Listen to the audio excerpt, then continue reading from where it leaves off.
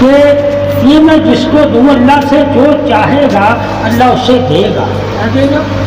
اے صدیق تجھے اگر دوں تو اللہ سے کیا چاہے؟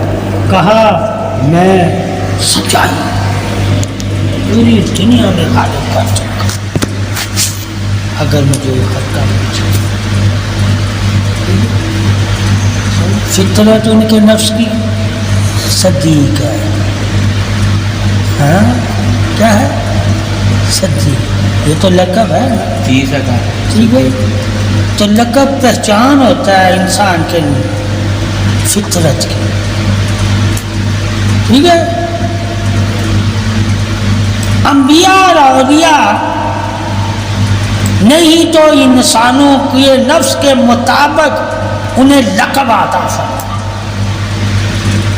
ٹھیک ہے. لقب آتا فرما. حضرت علی کو بھی تو لقب ملے.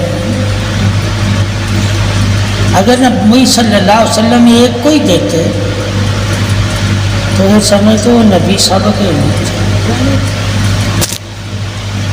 ٹھیک ہے. ہم لقبوں کے پیچھے روتے ہیں. ارے خوش ہوا کرو دینے والے نے وہ محمد صلی اللہ علیہ وسلم. اگر اللہ رسول کے دینے پر محمد خوش نہ ہو تو وہ محمد نہیں ہو، منافق ہوتا. تو منافق کبھی بھی خوش نہیں ہوتا دوسرے کو اگر ملے تو. وہ خوش ہوتا ہے مجھے ملے، اور مل بھی جائے تو پھر بھی نہیں خوش ہوتا. وہ کہتا اور ملے تو کیا ملے. یعنی کہ منافق اسے کہتے ہیں جس کی طمع ختم نہ ہو. طمع دنیا کی چاہت ختم ہے، بڑھتی ہے. ٹھیک ہے. حضرت عمر فاروق یاد رکھنا حدیثوں میں کیا ہے؟ حدیثوں کی روشنی سے. اگر تو نے حدیثوں کی روشنی سے نبی کے فرمانوں کو یاد رکھا ہوگا تو سب سے پہلے تو عمر کو نہیں کہے گا بڑا، صدیق کو کہے گا. کس کو کہے گا؟ صدیق ہے. کہ جہاں بھی کوئی بھی فیصلہ ہوتا تھا تو پہلے انہی کو کہا جاتا تھا. کھیر میں علی کو کہا جاتا تھا، کرتا علی تھا کہا انہیں جاتا تھا.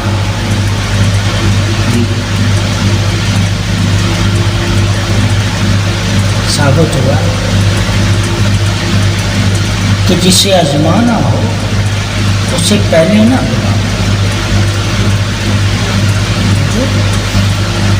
پہلے انہیں بلاؤ جنہیں آزمانا نہیں، صرف آزمانے والے کو دکھانا ہے. دکھانا کیا ہے؟ عمر اگر یہ خرقہ آپ کو دوں تو کہا میں پوری دنیا میں عدل پھیلا دوں. ان کی فطرت عدل کیا ہے. ٹھیک ہے. پھر عثمان نے کہا میں پوری دنیا میں اگر یہ مجھے جبہ مل جائے تو میں اس سے حیا پوری دنیا میں غالب کرتا ہوں.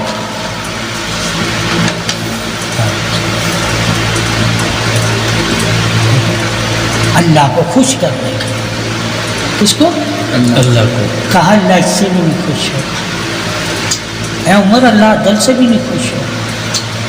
اے صدیق اللہ سچا ہونے کے لیے خوش ہے.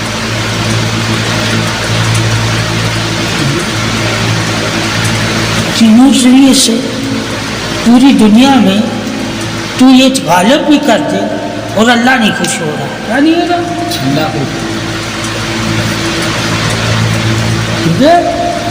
اگر عدل بھی پوری دنیا میں ہو، حیا بھی غالب ہو جائے اور سچ بھی لوگ بولنے لگ جائیں تو اللہ راضی نہیں ہوگا.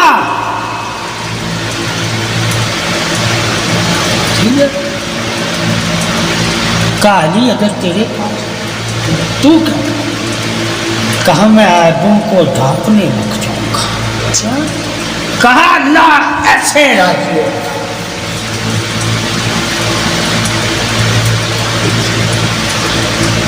کیا شان ہے درویشی کی. اللہ سب سے زیادہ اس سے راضی ہوتا ہے جو ایک دوسرے کے عیب چھپائے ڈھانپے. یہ دور سچوں کا دور، ادب مگر عیب نہیں.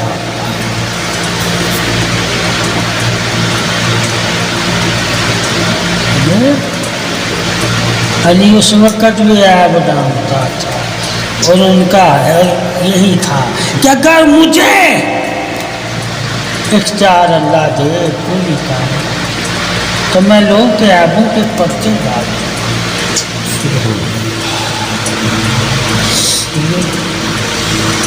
اب پتہ چلا ولایت کا سب سے بڑا شرف ہی عفو ہونا. ٹھیک ہے کہ درگزر کرنا ہے، بدلہ لینا نہیں ہے. اس لیے آپ نے بدلہ نہیں، آپ کی آل نے بدلا. ٹھیک ہے، بدلہ کس نے لیا؟ جو آپ کی آل کو کیش کر گیا، مختار میں سب کی. ٹھیک ہے، اس نے بدلا. وہ تو آل محمد سے نہیں ہے نا. یہ فطرت ہے آل محمد کی کہ عیب جانتے ہوئے بھی تجھے برا نہیں کہیں گے، تیرے عیب کو چھپائیں گے تاکہ تو لوگوں میں تعریف والا ہو سکے. جب ہم ہی چاہتے ہیں کہ اگلا تعریف والا ہو جائے تو قیامت والے دن پھر کون کہے گا کہ علی دیتا نہیں ہے؟ علی تو منافقوں کو بھی دیتا ہے. تعریف دنیا.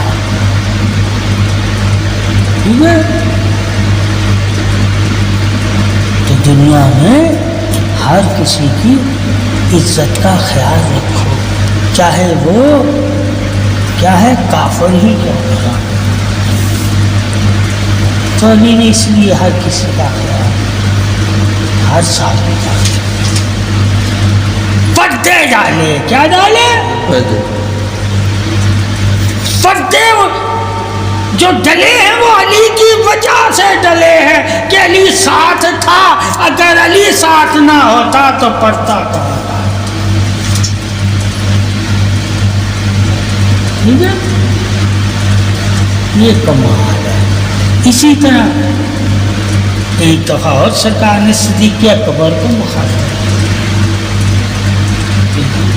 کیسے کہ ایک دور آئے گا مسلمانوں کو قتل کیا جائے گا. صدیق نے کہا مجھے اجازت ہے. کہا نہیں تجھے. ٹھیک ہے، عمر نے پوچھا سناؤ. تینوں کو منع کر. کہا وہ جو میرے نالائن پاک کے کو سی رہا ہے اس کو پوچھا جائے. پہلے نام ہی نبی کی زبان سے صدیق کا ہی نکلتا تھا. کہیں بھی دیکھ لینا. ٹھیک ہے، کہیں بھی دیکھ لینا. ٹھیک ہے، مگر انعام علی کا ہوتا تھا. نام اور انعام میں فرق ہے. نام افضل صدیق کا ہے، انعام میں افضل علی ہے. ٹھیک ہے، ہاں بھائی کہیں بھی دیکھ لینا. کیا دیکھ لینا؟ صدیق کو ساتھ رکھا، علی کو آزمائش میں رکھا. ٹھیک ہے، کیوں رکھا؟ پتہ پورا اترے گا. ٹھیک ہے،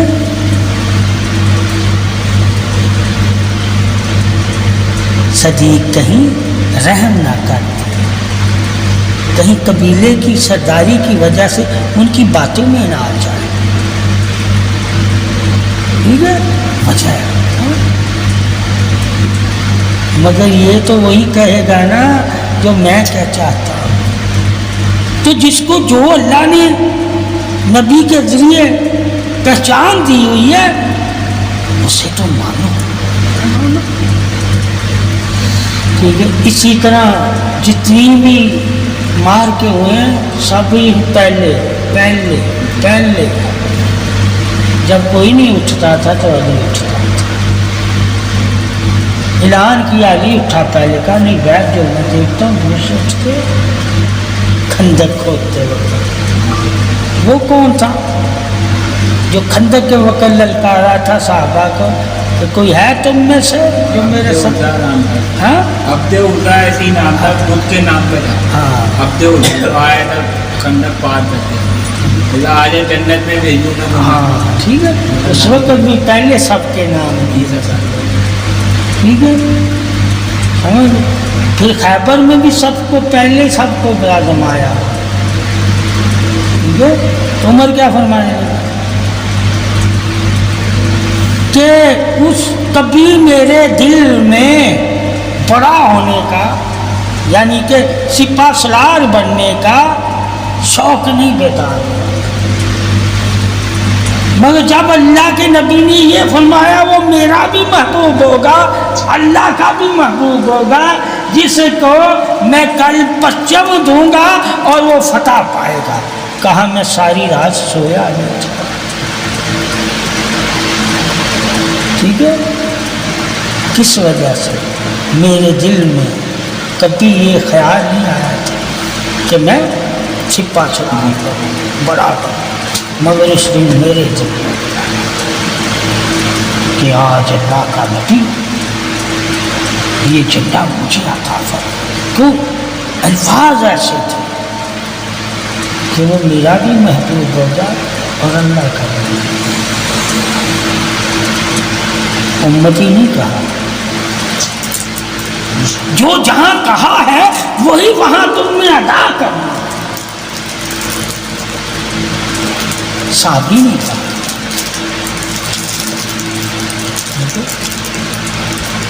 کیا اللہ کو نہیں پاتا تھا صحابی؟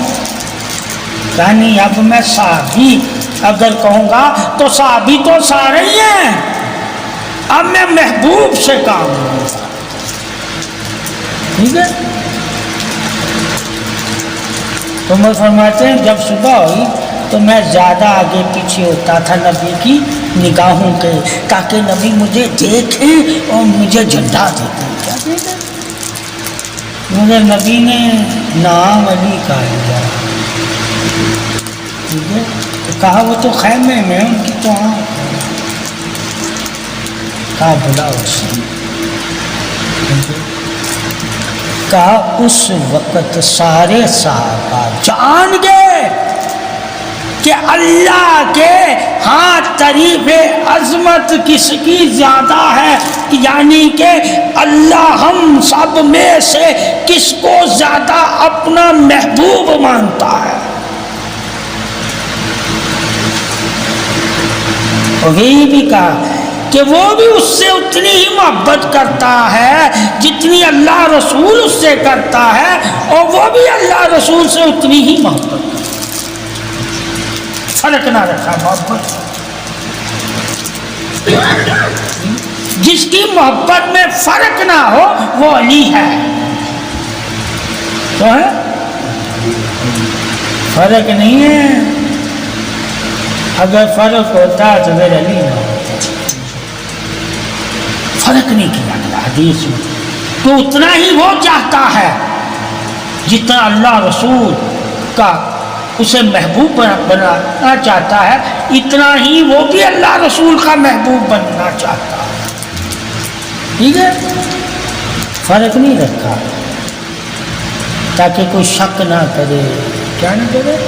جہاں شک ہوتا ہے وہاں فرق ہوتا ہے تو شک ہوتا ہے، جہاں فرق نہیں ہوتا وہاں شک نہیں ہوتا. شک ہی تو فرق نہیں ہوتا. ٹھیک ہے. شک ہی تو فرق رکھتا ہے، اور جہاں شک سے بندہ پاک ہو جاتا ہے وہاں فرق نہیں کیا جاتا. تو سمجھو فرق کرنے کے لیے شک کا ہونا لازم ہے، اور فرق ختم کرنے کے لیے شک کو ختم کرنا لازم ہے. کہا شک ختم کرنا تھا، اس لیے فرق نہیں ہوتا، یعنی شک ختم کرنا کہ اگر تم میں سے صحابہ روح زمین میں سے جتنے بھی ہیں اللہ کے ہاں اور رسول کے ہاں اگر کوئی محبوب ہے اللہ رسول کو اور کوئی اس کا محبوب ہے تو وہ پھر صرف اور صرف علی کرم اللہ وجہ الکریم ہے، کوئی صحابی نہیں، سب صحابہ سے مول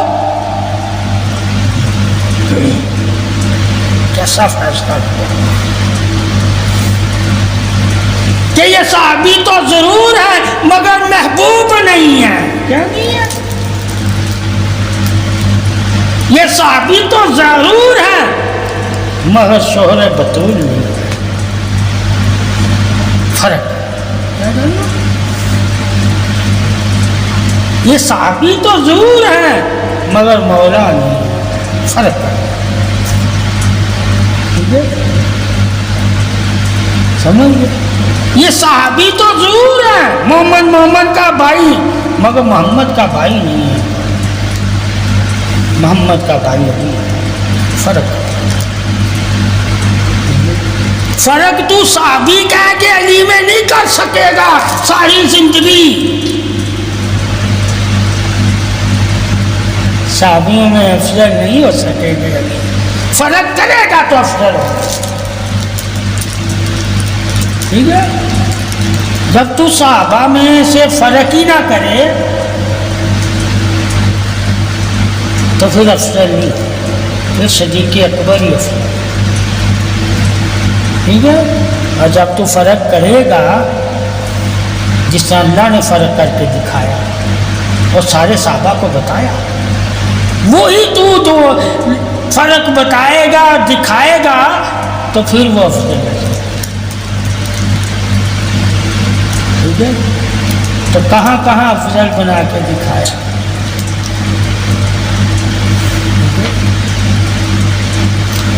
پھر کہا جو تم میں سے زیادہ بہادر یعنی کہ میرے راستے پہ جہاد کرنے والا وہ افضل ہے، کون ہے؟ وہ افضل۔ تو جہاد سب سے زیادہ علی نے کیا، صدیق اکبر نے نہیں کیا، ٹھیک ہے؟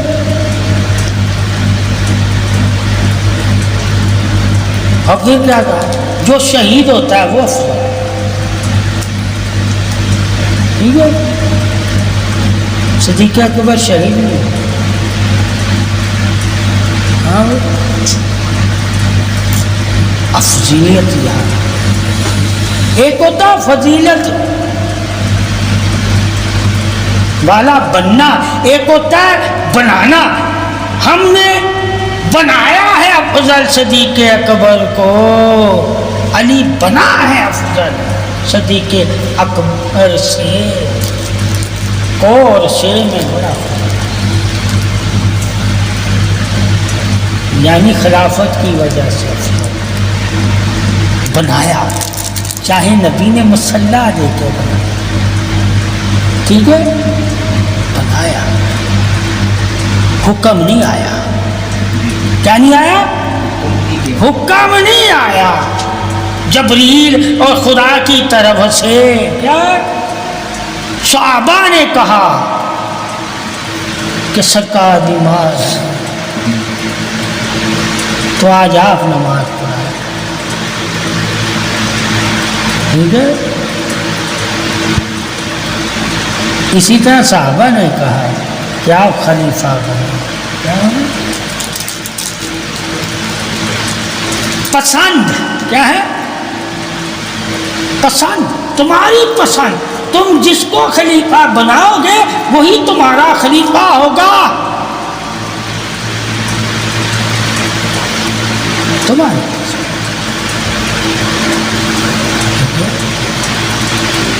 ٹھیک ہے؟ ہم نے افضل انہیں بنایا، ماننا ہے کہ بنایا، مگر اللہ رسول کے جب اعلان آئیں گے تو وہاں نہیں افضل ہو رہے، ٹھیک ہے؟ جب ہماری پسند کی پوچھی گئی تو ہم نے کہا صدیق اکبر محبوب ہیں. جب اللہ رسول نے بتایا کہا نہیں علی محبوب ہے. ٹھیک ہے. اللہ نے یہ بھی نہیں کہا کہ ان کی پسند کو میں رد کرتا ہوں. کہیں ان کی بھی پسند جائز ہے، کیونکہ جو میری پسند پہ راضی ہے ان کی پسند بھی میں مانتا ہوں. تو اس کی پسند علی ہے، اس پہ بھی راضی ہو جاؤ تو تمہاری پسند بھی ہم مان لیں گے. ٹھیک ہے.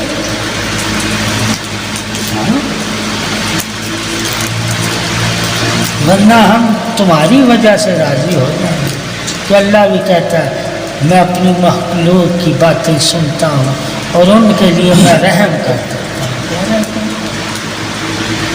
ٹھیک ہے. عفو ہو جاتا ہوں. کیا ہو جاتا ہے؟ تو ہم دل کے نرم لوگ ہیں. ہم نرم ہو گئے. ہم نے بات سے خوش ہیں. ہم بھی صرف یہ وجہ ہے یا تیرے مجھے بھی تو بلا لیتا، میں نے کیا کرنا تھا. ٹھیک ہے. میں نے کیا کرنا تھا. جب ہم نے کہنا ہی نہیں کچھ تھا تو ہمیں بلانا لے جاتا. صبر کرنا تھا. تم نے اتنی جلدی کیوں کی؟ دو چار ہی باتیں ہیں نا علی کے پاس، تلوار تو نہیں ہے. ہماری دو چار باتیں بھی تمہیں تلوار سے زیادہ ضرب دے گئے تو سوچو ہی تم کون ہو.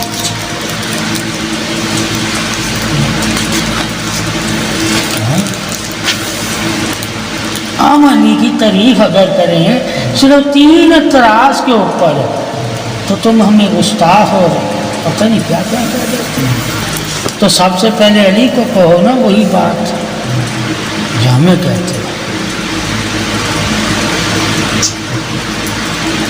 ہاں بھائی سب سے پہلے فاطمہ کو کہو نا وہی بات جو ہمیں کہتے ہیں. ٹھیک ہے.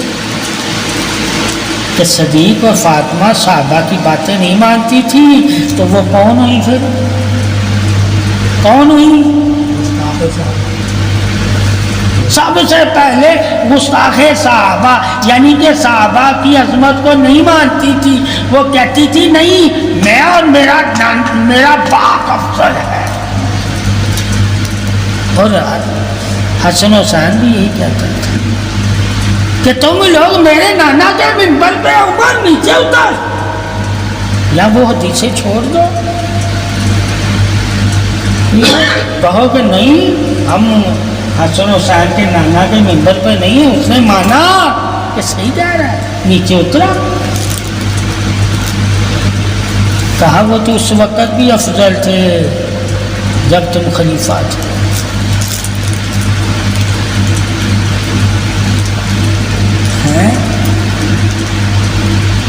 اور تم سارے انہیں افضل مانتے تھے.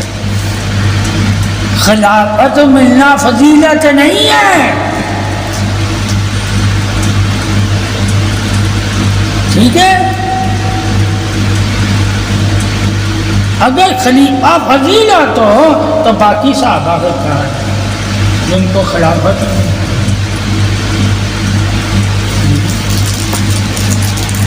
فضیلت کیا ہے؟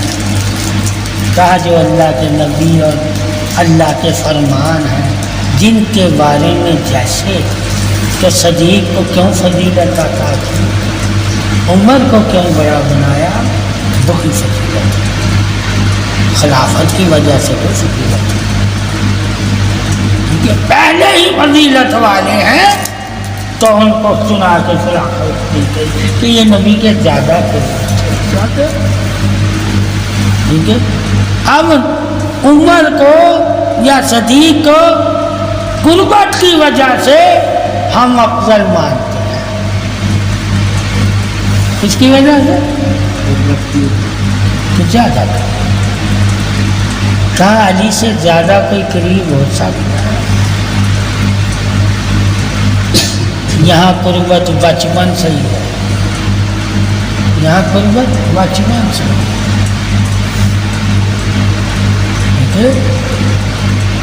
حدیث پاک میں جو ہے عمروں کے اصحاب سے بھی عزت کرنا فرض ہے. کیا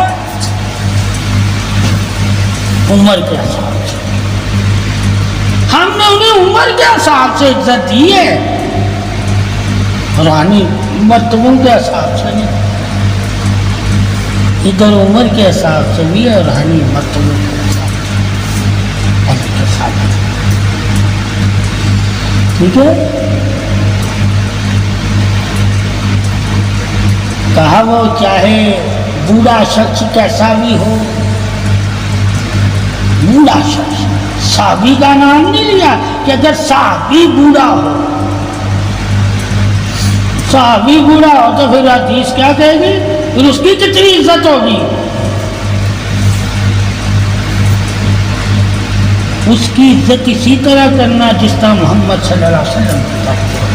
کوئی تمہیں بوڑھا بزرگ نظر آئے، کیا ہے یہ؟ ہمارے نبی نے عزت تو ان کو بھی اپنی طرح دی ہے جو عمر کشیدہ ہو جاتے ہیں.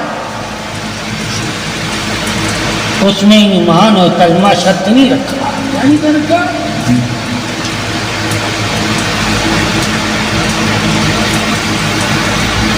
تو جو حدیثوں سے واقف ہوگا پھر عمر کی کیا، وہ صدیق کی بھی عزت کرے گا نا. جب عام شخص ہی اللہ کا نبی عمر کے اصحاب سے عزت کرنے کا یہ مقام دے رہا ہے. ٹھیک ہے، ٹھیک ہے. اس لیے ہمیں کئی جگہ پہ کئی مقام پہ گھومنا پڑتا ہے تو وہ ہماری نظروں میں ہوتے ہیں. ٹھیک ہے. اس لحاظ سے ہمیں ہر نفس کے مطابق ہمیں تعریف کرنی پڑتی ہے. ٹھیک ہے. اگر ہم ایک ہی نفس کے بارے میں تعریف کرتے رہیں گے تو ہمیں دیوانہ لوگ سمجھیں، علم والا نہیں سمجھے. اس لیے جب تم لوگ علم والوں میں بیٹھو تو اس میں جانو کہ یہ تمہیں ہر نفس کی خوبیاں بھی بتائیں گے، خامیاں بھی بتائیں گے، اس نفس کی عمر بھی بتائیں گے اور اس نفس کے فائدے بھی بتائیں گے. تو یہاں تراز نہیں ہوتا. علم تراز نہیں ہے، علم تراز نہیں، علم پہچان ہے. جب علم سے تم ترازو کو لوگے تو وہ علم تمہارے لیے نقصان بن جائے گا، اور جب علم سے تم پہچانے کرو گے تو وہ علم تمہارے لیے نفع. آج علم سے ہم تراز کو زیادہ ہے. فلاں نے فلاں کو تراز کیا، کیا کیا تھا؟ حضرت علی نے یہ علم نہیں دیا، کہا نفس کی پہچان کے مطابق اس کی تعریف کیا کرے.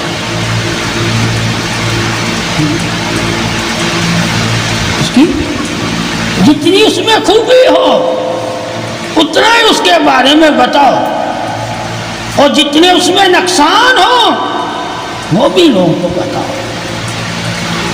یعنی کہ آپ کو اللہ علم دیتا خوبی اور خامی سے بچنے کے لیے، یعنی خوبی اپنانے کے لیے اور خامی سے بچنے کے لیے. اگر آپ نے خوبی کا علم لیا اور آپ کو خامیوں کا پتہ ہی نہیں ہے تو آپ خامی سے بچیں گے کیسے؟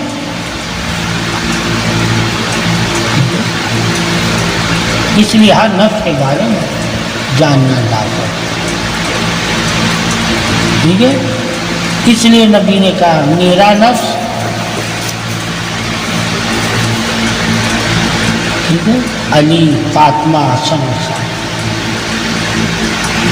میرا نفس. اب علی کے بارے میں جاننے کے لیے تجھے محمد کا نفس کا معلوم ہونا چاہیے کہ حدیثوں میں آپ صلی اللہ علیہ وسلم نے اپنے نفس کے بارے میں کیا کہا، کیا شان ہے. کہا کسی انبیاء اور رسول کا نفس ایمان نہیں لایا. جان لو میرا نفس ایمان لایا ہے، اسی لیے تو علی کو کہا میرا نفس۔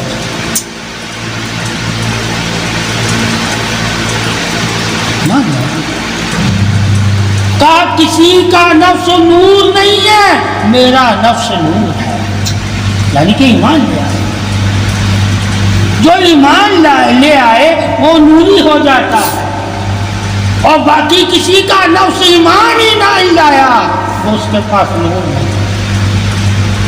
اس لیے آپ صلی اللہ علیہ وسلم کو ہم نفسی بھی نور کہتے ہیں، کیا کہتے ہیں؟ اور عائشہ صدیقہ نے بھی سراپائی نور کہا ہے، کیا ہے؟ سراپا یعنی قرآن، قرآن بھی نور کی کتاب ہے۔ صحابی نے جب پوچھا، کہا تم کیا قرآن نہیں پڑھتے؟ میرا نبی تو سراپائی قرآن ہے۔ کہا ساتھ کس کے ہے؟ وہ نہیں بتایا، وہ محمد نے بتایا۔ انہوں نے حضرت شیخ صدیقہ کی حدیث کیا ہے؟ سراپائی میرا نبی قرآن ہے، اور محمد صلی اللہ علیہ وسلم نے کیا فرمایا؟ سراپا قرآن ہی تو علی کے ساتھ ہے، اور علی قرآن کے ساتھ۔ اور اسی طرح آخرت میں آب کوثر پر بھی یہ ساتھ ہی آئے، کوئی آب کوثر پہ نہیں جائے گا، محشر کے میدان میں سب جمع ہوں گے، آل و قرآن آب کوثر پہ آئے گا۔ آئیے یہاں کٹھے ہوئے، کیا کہاں کٹھے ہوئے؟ آب کوثر۔ باقی کہاں کٹھے ہوئے؟ میدان محشر۔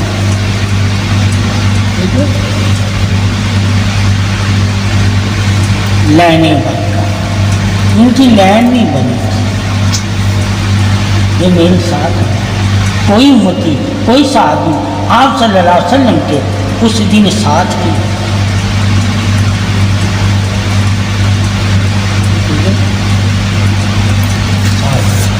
صفوں وہ صفوں سے جنت میں جاتے ہیں، کیا لائن بناتا ہے، یہاں لائن نہیں، ساتھ جاتا ہے۔ اب لائن بنا کے کون جا رہا ہے جنت میں، اور ساتھ کون جا رہا ہے؟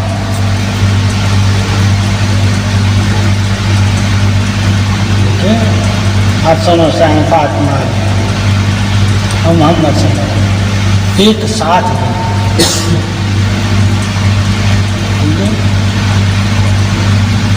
اور وہ صحابہ باری باری، مگر حدیث ان کے بعد ان کو بھی 8 دروازوں میں سے جس دروازے سے چاہیں گے وہ گزر سکتے ہیں۔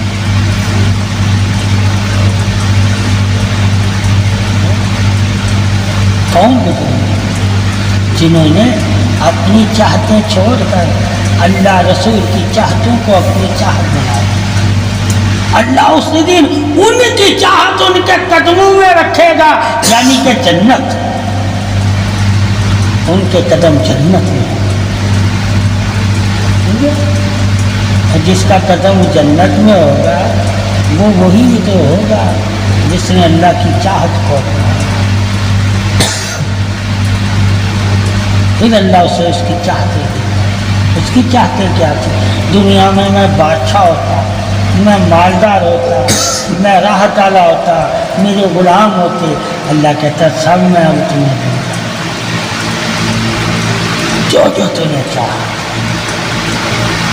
اور دنیا میں تو میں نے یہ سب کافروں کو بھی دیا تھا، اگر میں تجھے دنیا میں دے دیتا تو تم میں اور کافروں میں کیا فرق ہوتا؟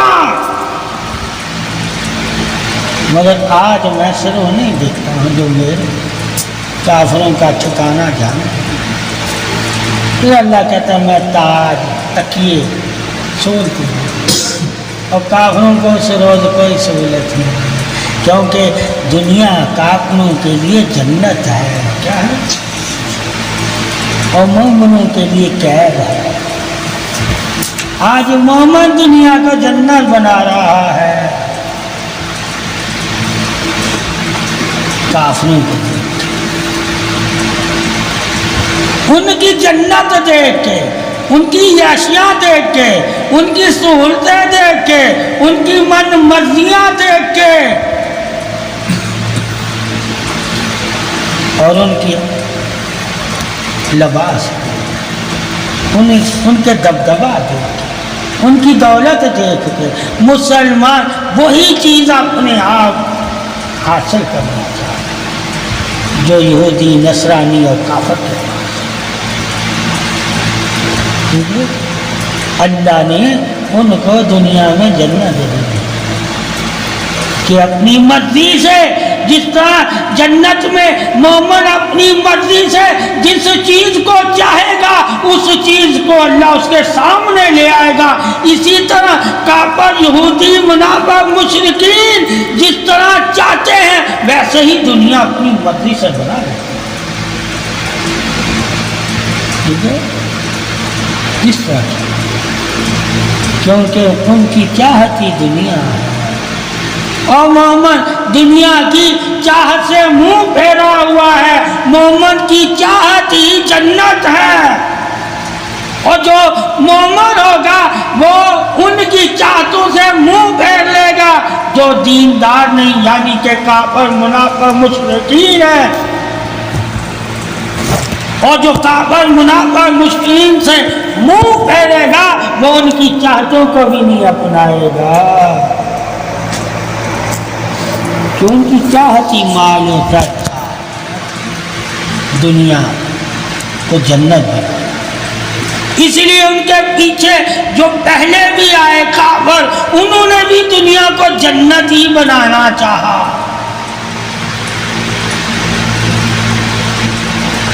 اور جو ان میں سے شامل ہیں وہ بھی دنیا کو جنت ہی بنانا چاہتے، یعنی شداد، نمرود، فرعون، ابو جہل جیسے بھی دنیا میں یشی کرتے تھے، ناچ گانے اور شرابیں پیتے تھے، اور اپنی مرضی سے اپنی زندگی گزارتے، جن پہ اللہ کا غضب ہے۔ تو جن پہ اللہ کا غضب ہے ان کی زندگی کے بارے میں اگر مومن کو علم ہوگا کہ اللہ نے کن پر اپنے غضب ظاہر کیے اور ان کی دنیا کی زندگی کیسی تھی، جب ان کی دنیا کی زندگی دیکھے گا تو آج بھی اسے نظر آئے گا کہ آج بھی ایسے لوگ موجود ہیں جو اس غضب کے حقدار ہیں، یعنی کہ دنیا کی زندگی کو عیش و آرام کی زندگی بنا کر جی رہے ہیں، ٹھیک ہے؟ تو یہ جو عیش و آرام کی زندگی سے جڑے ہوئے لوگ ہیں کہ اللہ رسول کے لیے قربانی نہیں دینا چاہتے، ٹھیک ہے، تو وہ بھی وہی لوگ تھے، شداد، فرعون، نمرود، ابلیس، اللہ رسول کے لیے قربانی نہیں دینا چاہتے، انہوں نے بھی اللہ رسول کے فرمانوں کو رد کیا، مگر دنیا کی دولتوں کو اور دنیا کے عیش و آرام کو نہیں چھوڑا۔ جب آئی آپ صلی اللہ علیہ وسلم کی باری تو صحابہ نے دنیا کی دولتوں کو بھی، عیش و آرام کو بھی اور دنیا کو بھی چھوڑ دیا۔ ان کے پاس بھی تو دولت تھی، انہوں نے ساری دولتیں دین پہ خرچ کر دی، اور ان کی زندگی پھر ایک فقیرانہ زندگی، یعنی ایک لباس میں ہی زندگی گزاری، ٹھیک ہے، ایک لباس میں، نیا لباس لینے کی ان کے اندر خواہش ہی نہیں، کیونکہ وہ اللہ سے ڈرتے تھے۔ اللہ کے ڈر کی بھی قسمیں ہیں، اللہ کا ڈر بھی ایک جیسے صحابی میں نہیں تھا، بہت سے لباس کی وجہ سے بھی اللہ سے ڈرتے تھے کہ اگر ہم قیمتی لباس پہنیں گے تو اللہ کی بارگاہ میں ہم اس کا حساب دینا پڑے گا، تو ہم کیا جواب دیں گے؟ تو انہوں نے اس ڈر کی وجہ سے قیمتی لباس پہننا چھوڑ دیا۔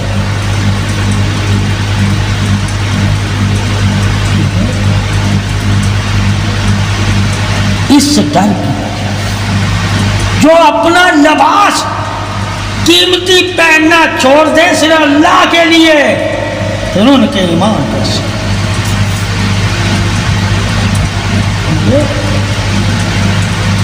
اس لیے وہ پابند والے کپڑے پہنتے پسند، نئے کپڑے پہننے پسند نہیں کرتے، ٹھیک ہے؟ آج تو ہر روز نیا سوٹ پہنتے ہو، کیوں پہنتے ہو؟ کہا دنیا دار جو ہے وہ فیشن نکالتے ہیں۔ نکالتے کون ہے؟ کہا کوئی وہ تہجد گزار تو نہیں ہے، کوئی اللہ سے ڈرنے والے تو نہیں ہے، کوئی اللہ کے اور رسول کے عاشق تو نہیں ہے، وہ عاشق نہیں ہے، کیا ہے ہوتے؟ کہا دنیا دار۔ کہا اللہ نے ان کے لیے تو دنیا جنت رکھی ہوئی ہے، وہ تو لباس نہیں پہنیں گے جتنا جنت میں ہمیں لباس ہر قسم کے نہیں دیے جائیں گے، تو وہ تو اپنی تعریف چاہتے ہیں، وہ اپنی تعریف چاہتے ہیں اپنے لباسوں کے ذریعے، اپنی دولت کے ذریعے، اپنے شعور کے ذریعے، اپنی ایجاد کے ذریعے، اپنی نظام کے ذریعے، جن جن ذریعوں سے وہ اپنی تعریف چاہتے ہیں، اس ذریعے سے کیا وہ اللہ کی تعریف والے ہو سکتے ہیں؟ وہ اللہ کی تعریف والے کبھی، وہ صرف دنیا میں ہی ان کی تعریف ہے۔ تو دنیا میں تعریف چاہنے والوں سے تم دنیا کی تعریف ہی مانگو گے نا، یعنی کہ دنیا کی ترقی کیا؟ وہ تمہیں اہدنا الصراط المستقیم پر چلا کر اللہ کی بارگاہ میں انعام والوں جیسی ترقی نہیں دے سکتے، جو تجھے انعام والوں میں شامل ہی نہ کر سکے، وہ اللہ کا دوست کیسے؟ وہ تو دشمن ہے، اللہ کے دشمن، اور جو اللہ کے دشمن ہیں ان کی چاہتوں کو اپنانا اللہ کی چاہت کو ٹھکرانا ہوتا ہے، یعنی کہ اللہ اپنے دشمنوں کی چاہتوں کو اپنانے والے کو اللہ اپنے دشمن جیسا ہی سمجھتا ہے، یعنی جن سے مشابہت، جن سے لین دین، جن کا طریقہ اپناؤ گے انہی سے اٹھائے جاؤ۔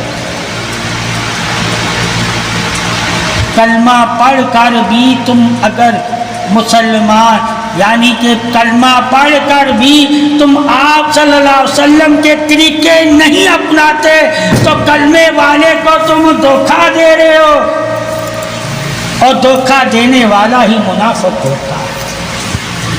جو اللہ رسول کو دھوکہ دیتے ہیں وہی تو منافق ہیں۔ اگر دنیا دار ہو جاؤ گے، دین دار کہلاؤ گے اور دنیا کرو گے تو اللہ کو دھوکہ دینا۔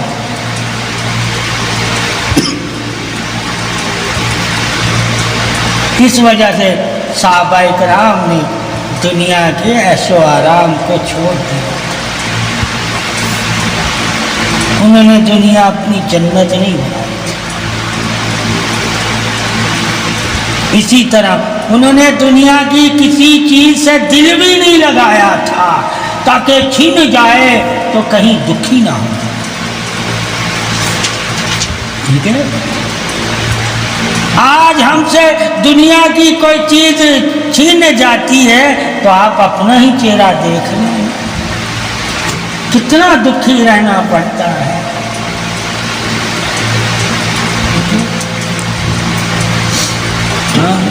تو اللہ کی راہ میں 10 لاکھ بھی تو نے قرضہ اٹھا کے خرچ نہیں کیا اور پھر بھی دکھی رہتے.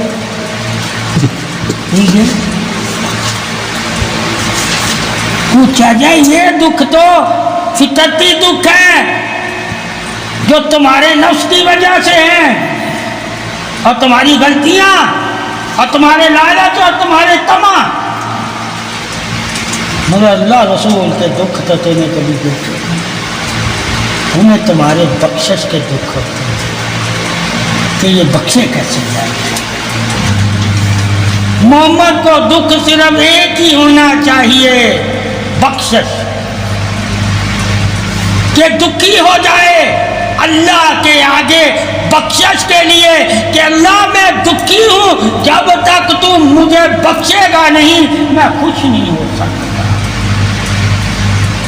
مومن کے لیے خوشی ہی بخشش ہے. جس مومن کو اللہ کی رضا مل جاتی یعنی خوشنودی اللہ کی حاصل کر لیتا ہے، وہی بخشش والا ہے، وہی خوشی والا. دنیا کی چاہت اور دنیا کے انعام اور دنیا کا رزق اور دنیا کی دولت اور دنیا کے عیش و آرام ملنے سے مومن کو خوشی نہیں، نفس خوش ہوتا ہے. جس کے ملنے سے نفس خوش ہوتا ہے وہ تو دنیا ہے،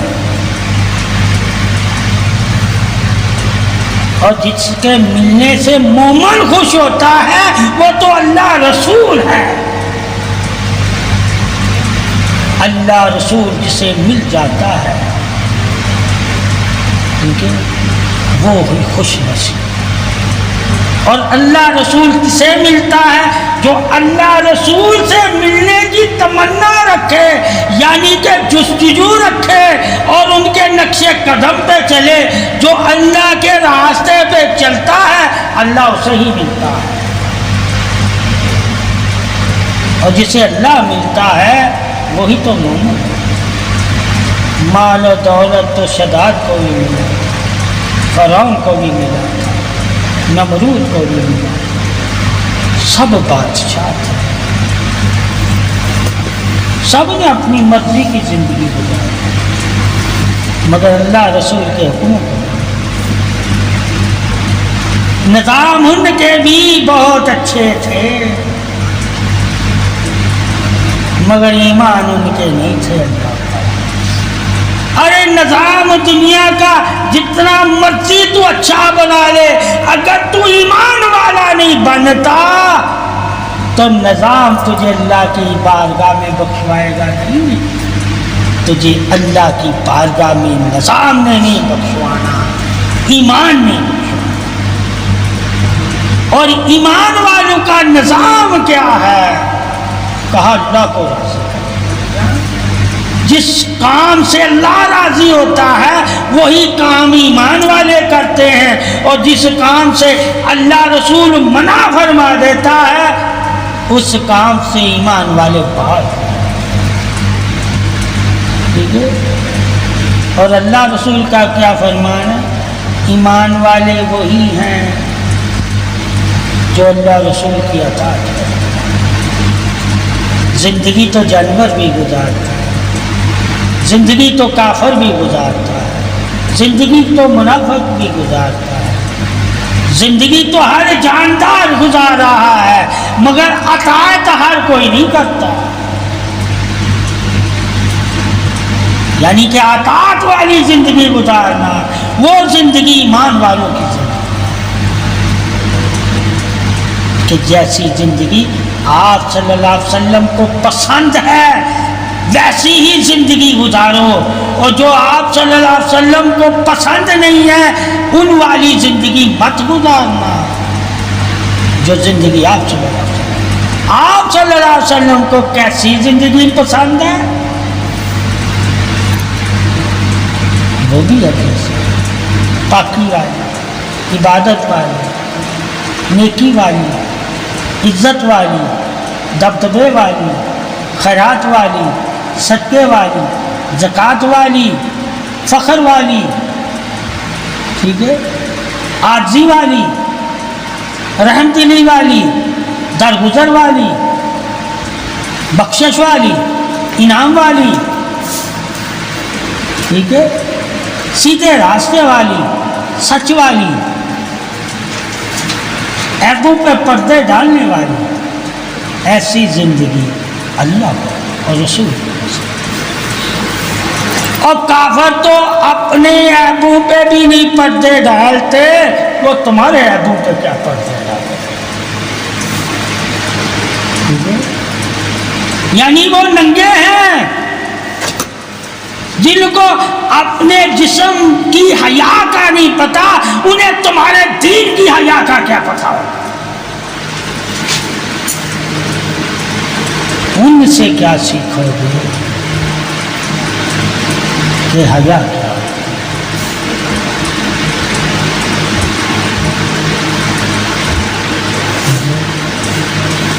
ان سے کیا سیکھو گے پاکی کیا ہوتی ہے؟ جو رشتے کی پاکی سے واقف ہے، جو خون اور رشتے کی پاکیوں سے واقف نہیں، وہ پانی کی پاکی کیا تمہیں بتائیں گے؟ ٹھیک ہے، اور وہ نور والی پاکی تمہیں کیا بتائیں؟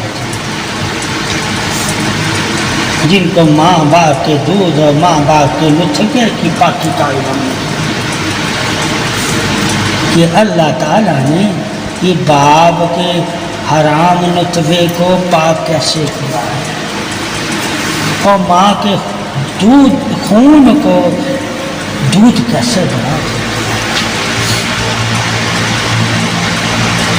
ٹھیک ہے، بدبودار کو خوشبودار کیسے بنا دیا؟ انہیں اس خوشبو کا علم ہے جو اللہ اپنے نور سے دیتا ہے، ایماندار۔ انہیں جن خوشبوؤں کا پتہ ہے وہ تو نفسی خوشبوئیں ہیں جو وہ نفسوں سے لیتے ہیں مہک، اور جو ہم خوشبوئیں لیتے ہیں روحوں سے، فرشتوں سے، جنت سے، وہ جنت کی خوشبو سونگھ بھی نہیں سکتے، اور تم جنت کی خوشبو سے دور بھی نہیں جا سکتے۔ کہا مومنوں کے لیے جنت کی خوشبو ہے، اور منافقوں کے لیے اور کافروں کے لیے جہنم کی بدبو ہے۔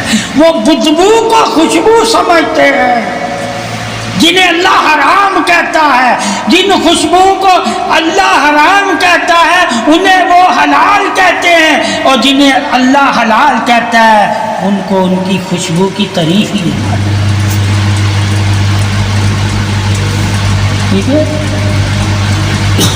وہ تو بغیر الکوہل کے کوئی خوشبو بناتے ہی نہیں۔